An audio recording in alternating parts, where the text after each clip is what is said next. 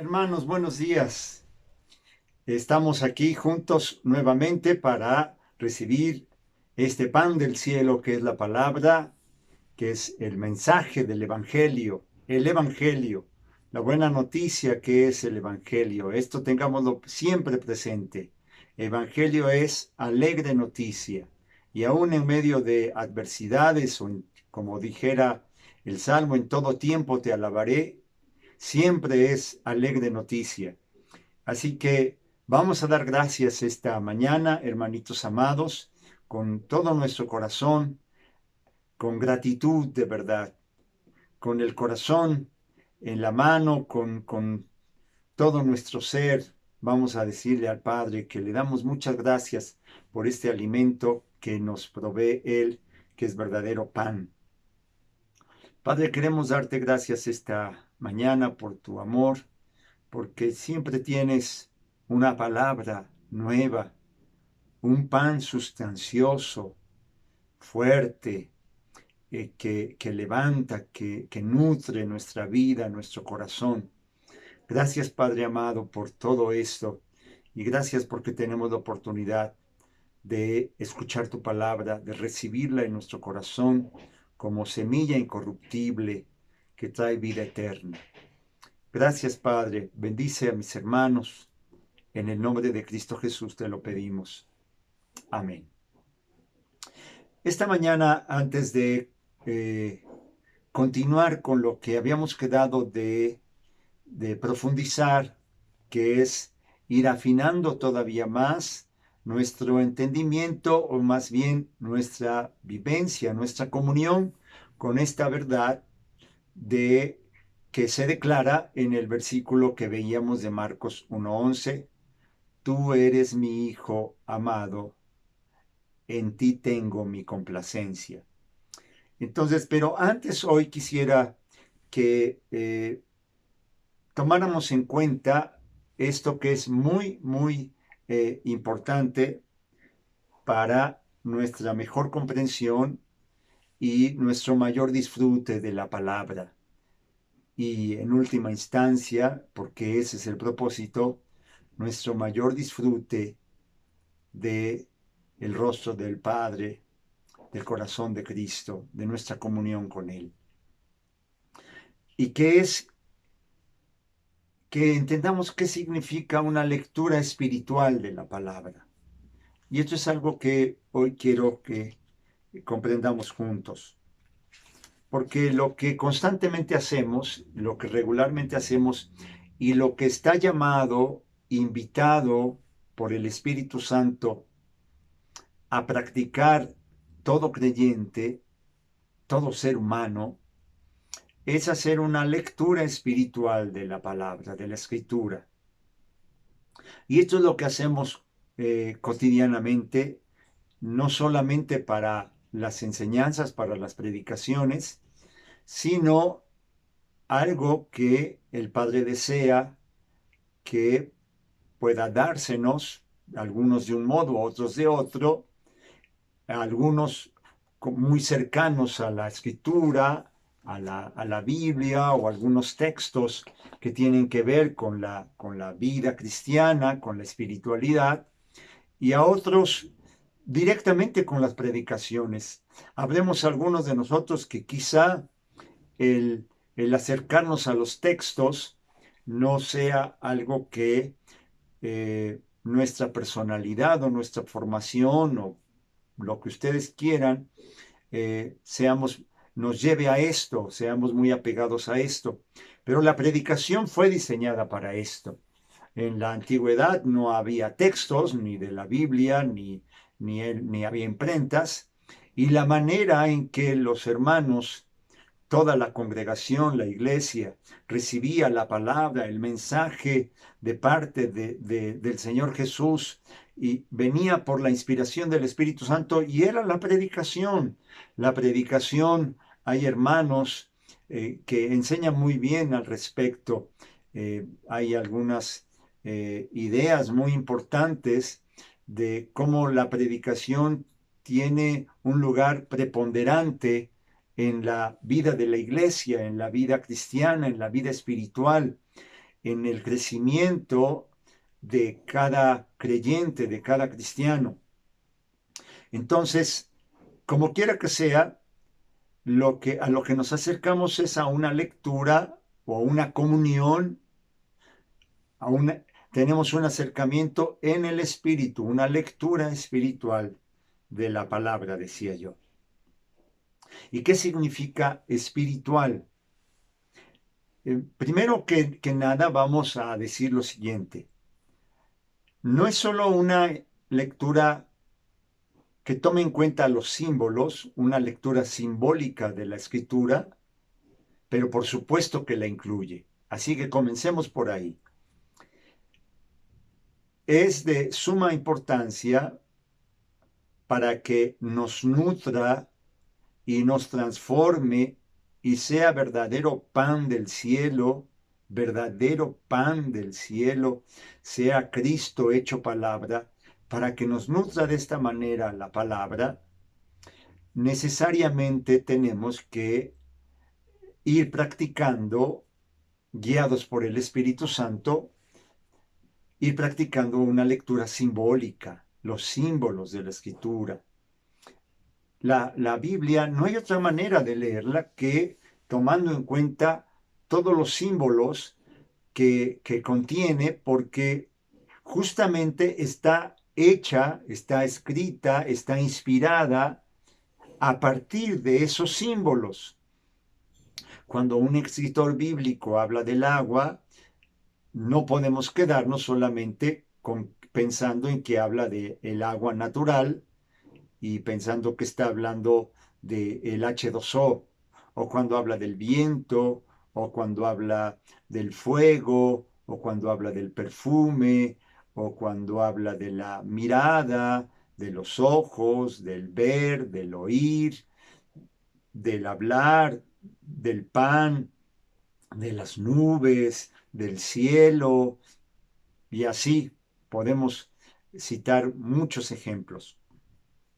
Entonces, una lectura espiritual de la palabra de Dios, para que sea palabra de Dios, incluye una lectura simbólica, entender los símbolos, para que nos edifique y nos nutra de una manera más completa. Pero una lectura espiritual no se queda solamente ahí. Es más bien una lectura guiada por el Espíritu Santo.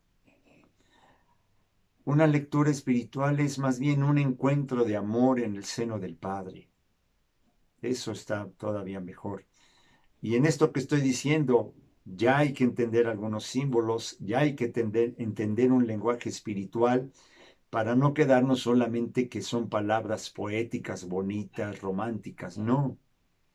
Decir que una lectura espiritual de la palabra o una enseñanza espiritual, una predicación espiritual, es un encuentro de amor en el seno del Padre. Es una lectura, un acercarnos a la palabra, es un acercamiento guiado por el Espíritu Santo. Porque al fin, esta palabra y este acercamiento, los dos, son inspirados por el Espíritu Santo. Es una lectura, es una enseñanza que tiene como fuente el amor. En el amor encuentra su fuente, porque hermanitos, hermanitas, al fin y al cabo, es en el amor de donde surge esta palabra. Las palabras que escuchamos entonces nacieron justamente del amor del Padre. Esto tiene que quedar asentado. Al fin y al cabo, estas palabras nacieron del infinito amor del Padre por ti, por nosotros, por toda la humanidad, que es su Hijo. Entonces, dejémoslo bien asentado.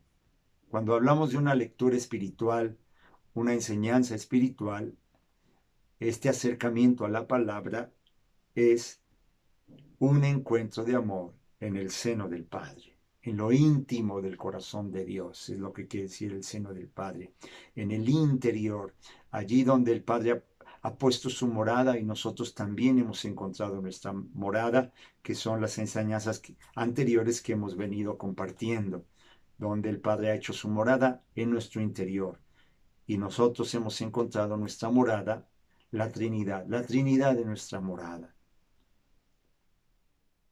Entonces, tengamos bien presente esto, porque de otra manera nos quedaríamos muy por encima y esta palabra, cada predicación o cada vez que nos acercamos a la escritura o a algún texto de espiritualidad o que hable de una enseñanza bíblica, enseñanza de fe, enseñanza de vida cristiana, no, nos quedaríamos con muy poquito del alimento.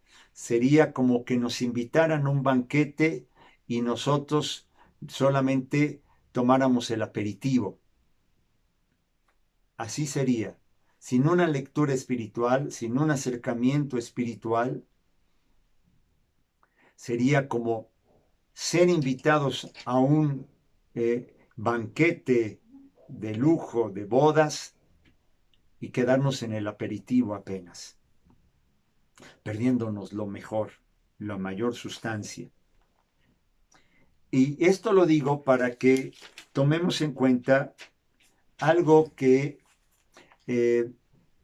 es fino de notar, es algo que uno va encontrando, tú y yo, quiero decir, cuando digo uno es todo cristiano, algo en el que todo cristiano, toda persona que en su corazón ha consentido el amor de Cristo, va descubriendo poco a poco, pero llega un momento en que despierta esta realidad, cómo hay ciertos términos que se abren de una manera maravillosa.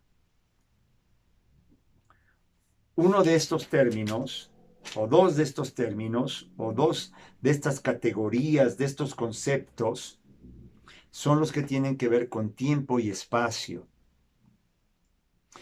¿Qué significa? La Biblia constantemente va a estar hablando de arriba, abajo, en el cielo, en la tierra, debajo de la tierra,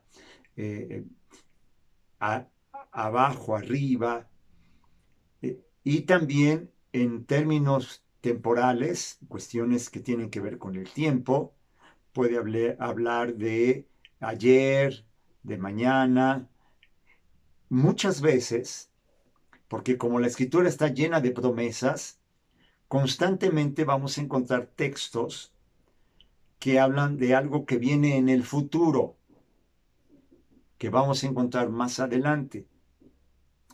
Y centrándonos todavía más, porque como siempre, nuestra recomendación está sobre todo en acercarnos al Nuevo Testamento, al Evangelio. No significa esto que el Antiguo Testamento no tenga importancia, por supuesto que la tiene, pero es la luz del Nuevo Testamento, el corazón lleno de gracia, es el único que puede abordar con certeza y con una gran edificación, entendiendo el corazón del Padre. Es la mirada de la gracia es la única que puede abordar el Antiguo Testamento para de verdad encontrar su significado más profundo. Entonces, términos como de lo que tienen que ver con el futuro o con lo alto, con arriba, con el cielo, esas dos cosas especialmente, tengo mucho deseo que en nuestro corazón, por la práctica, por la comunión con la palabra, por la comunión con Dios en el Espíritu, se nos vayan asentando. Y lo vamos a decir de esta manera para concluir esta parte.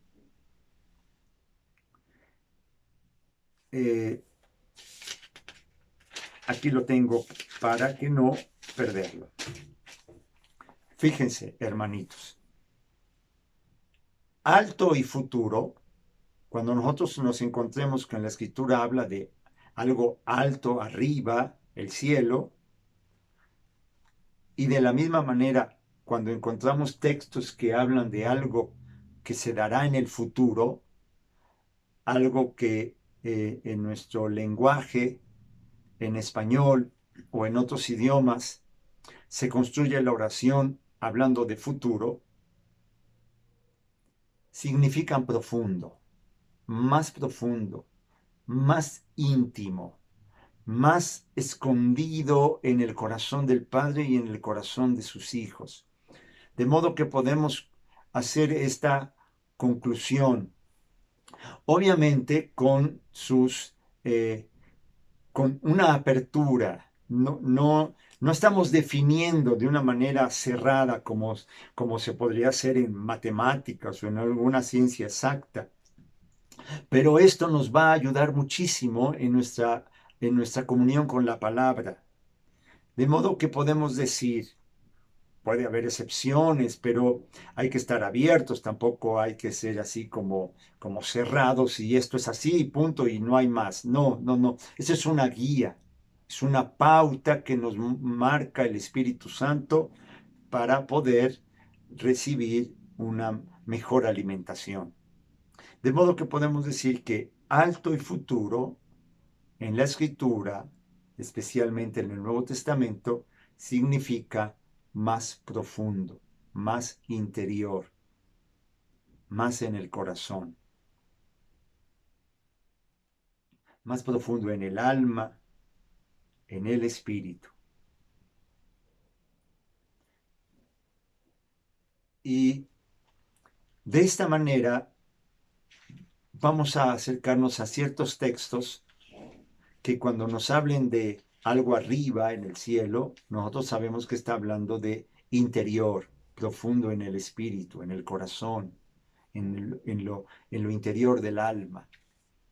Y cuando nos encontremos textos que están haciendo como una promesa para el futuro, vamos a entender que nos está invitando a profundizar, a bogar mar adentro, a consentirle a Jesús que pueda entrar más íntimamente en nuestro corazón. Habiendo dicho esto, hermanos amados, continuemos pues con el tema que venimos viendo y que es la mirada de Dios. En la enseñanza anterior que le pusimos por título Mirándote como Él te mira, con el propósito de aceptarnos tan fuertemente y tan verdaderamente como el Padre nos acepta, porque es una invitación a mirarnos como Él nos mira. Bueno, tenemos la enseñanza anterior y podemos escucharla si lo deseamos y creemos que puede edificarnos. Pero ahora vayamos adelante para profundizar con esta verdad. Vimos algunos versículos muy importantes. Vimos el Salmo 36:9, en tu luz vemos la luz. Vimos el Salmo 17:15, al despertar me saciaré de tu semblante. Vimos primera de Juan 3:2, cuando Él se manifieste seremos semejantes a Él porque le veremos tal como Él es. Y explicamos este versículo. Entonces, hoy vamos a mirar este verso que está en Tito 1:15. Muy importante, muy importante. Acompáñenme ahí, Tito 1:15. Está como escondido, como diciendo, oye, ¿cómo es que dice esto? Yo no me había dado cuenta, no había visto, no había reparado en esta hermosa verdad que está declarando aquí el Espíritu Santo. Dice esta traducción, todas las cosas son puras para los puros, mas para los corrompidos e incrédulos nada les es puro, pues hasta su mente y su conciencia están corrompidas.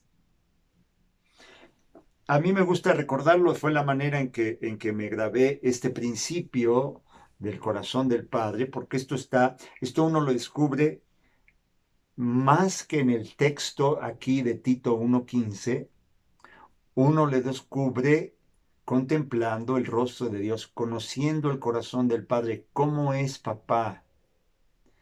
Estas enseñanzas, estos textos, realmente la vida espiritual, la espiritualidad, podríamos decir que consiste en hacernos amigos de Dios, hijos de Dios, íntimos suyos, dejarnos amar por Él, consentir en su deseo de amarnos y de esta manera ir conociendo el corazón del Padre, cómo es Él.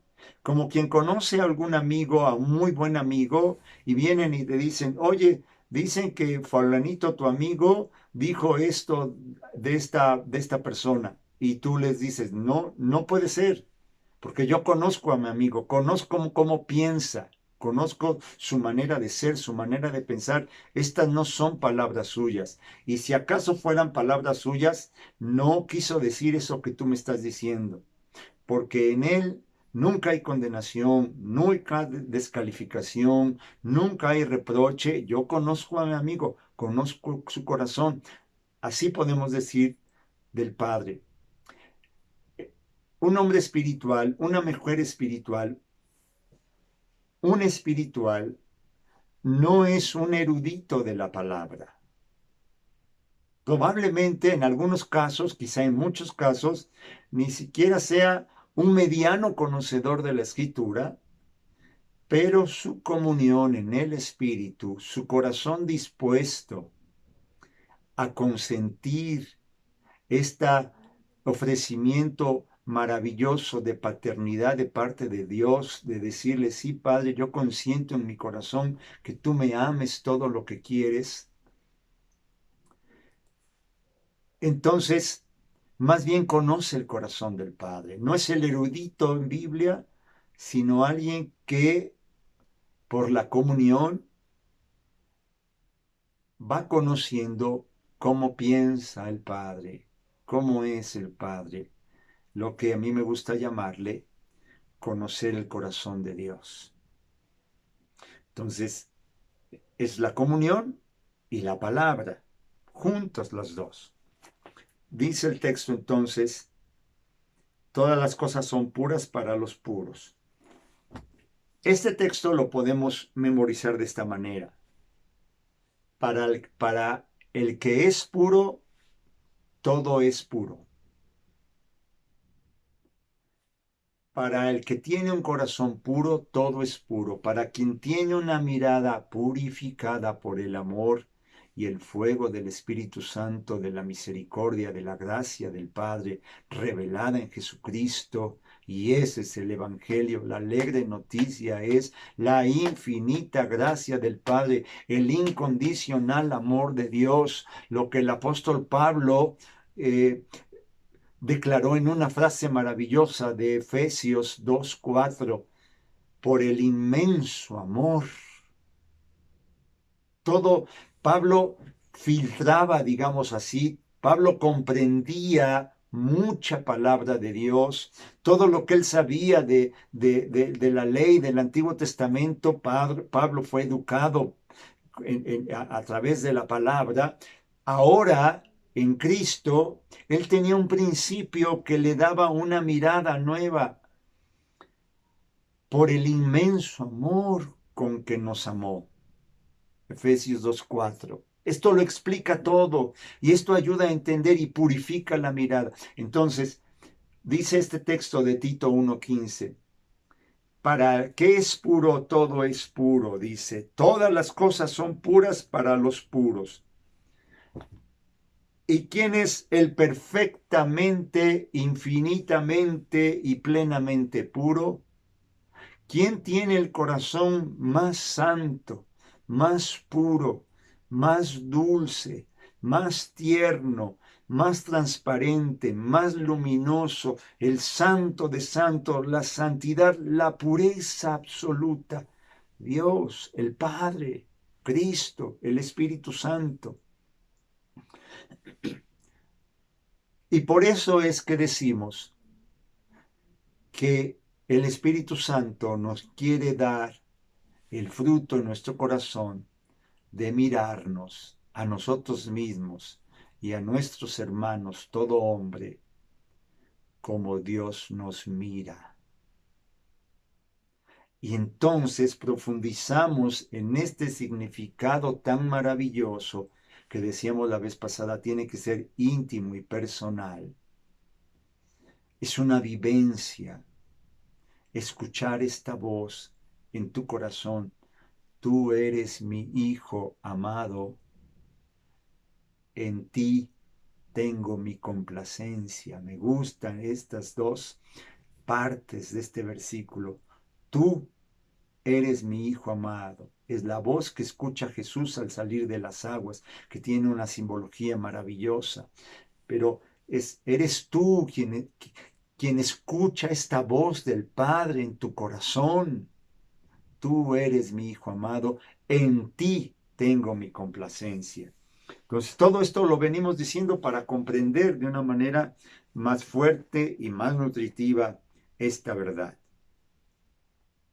Entonces, para el que es puro, todo es puro. Y estamos pensando principalmente, y de ahí para todo el que se deje llenar del Espíritu de Dios, estamos pensando en Dios mismo, es el que vive siempre con este principio, porque Él es Él es este principio.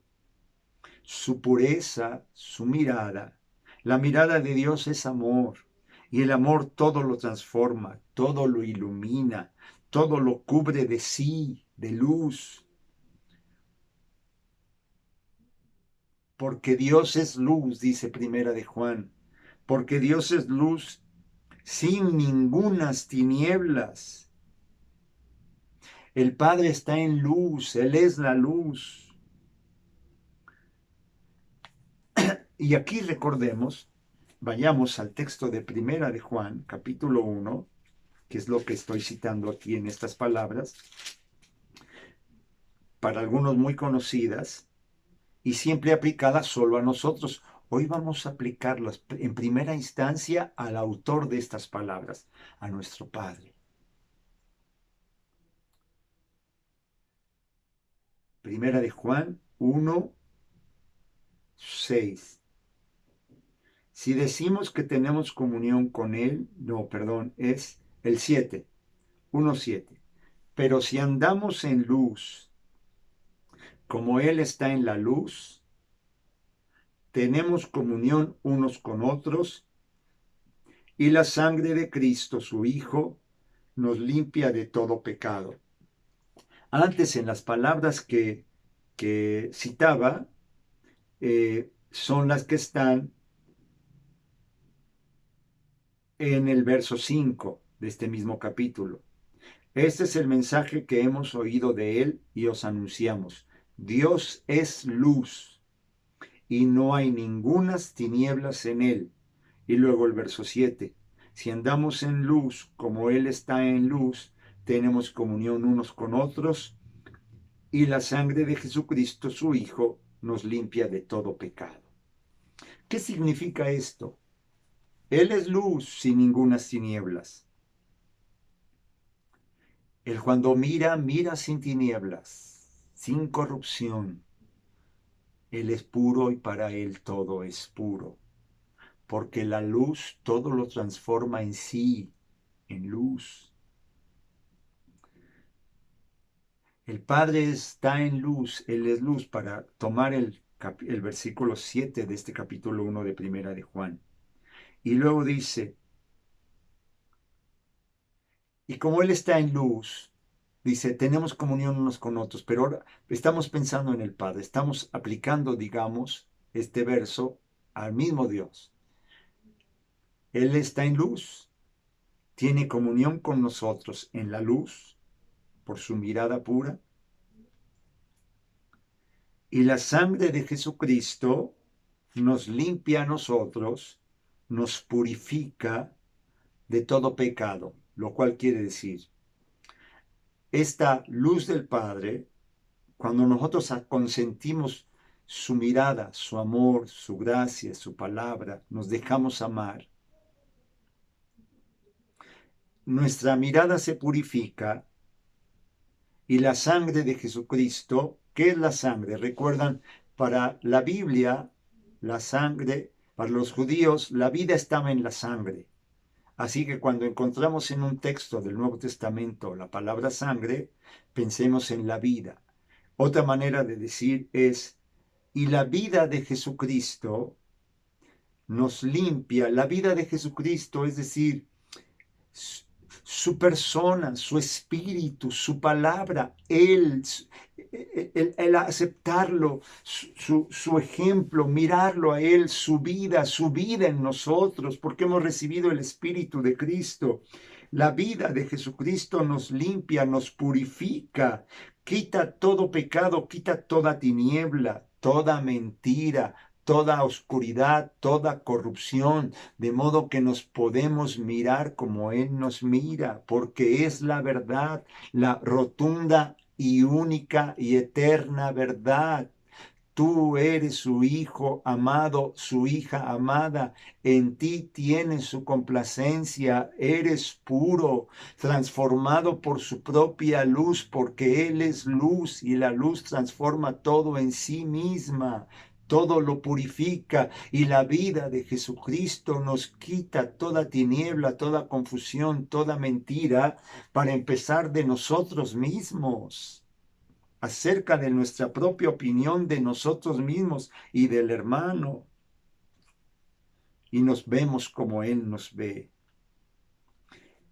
Para ir concluyendo, leo algunos versículos que están en la Escritura. Si alguno está en Cristo, nueva creación. Segunda de Corintios 5:17. Si alguno está en Cristo, una nueva creación, en signos de admiración, como un himno de gozo. Él nos ve tal cual somos en Cristo. Dice Apocalipsis 21:5, he aquí, Él ha hecho todas las cosas nuevas. Y un verso muy importante con el que vamos a concluir, Hebreos 2:13.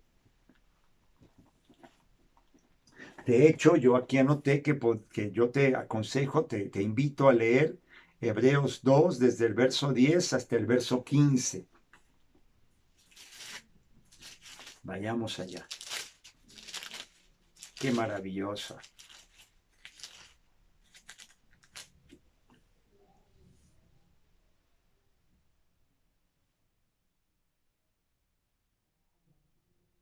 Leo desde el 11. Porque el que santifica y los que son santificados, de uno son todos. El que santifica, que es Jesucristo, y los que son santificados, todos nosotros somos santificados, hemos sido ya. De uno son todos, del Padre, somos hijos de Él, por lo cual no se avergüenza de llamarlos hermanos, diciendo, anunciaré a mis hermanos tu nombre, en medio de la congregación te alabaré. Y otra vez yo confiaré en Él, y de nuevo, he aquí, yo y los hijos que Dios me dio. Este es el que quiero destacar. He aquí, yo y los hijos que Dios me dio. El Padre mira a Cristo Jesús, su Hijo, y como una estela maravillosa, cuando Jesús muere en la cruz y resucita y asciende a los cielos en el lenguaje del Nuevo Testamento, otro día explicaremos qué quiere decir esta ascensión. Cuando Jesús muere y resucita y asciende, ante el Padre es como si se presentara y le dijera, papito amado, adivina quién te traigo de vuelta a casa, a tu corazón. He aquí yo y los hijos que tú me diste. Y cuando el Padre mira a Jesús, nos mira a nosotros. No como por un filtro, sino que esta es la realidad. El que santifica y los que son santificados de uno son todos. Y Jesús se presenta siempre. Somos un solo cuerpo, un solo hijo, un solo hombre. En Cristo Jesús se transformó toda la creación. Si alguno está en Cristo, nueva creación. Y Jesús se presenta ante el Padre. Y en ese presentarse ante el Padre estás tú. Y el Padre que tiene su mirada pura, todo lo purifica. Y en Cristo estamos como una estela maravillosa ante el Padre. He aquí yo y los hijos que Dios me dio. Vamos a dar gracias. Padre, queremos darte gracias por tu palabra. Edifica a mis hermanos. Bendícelos. Declara tu palabra en lo íntimo de sus corazones. Bendice a mis hermanos, Padre, en el nombre de Cristo Jesús. Amén.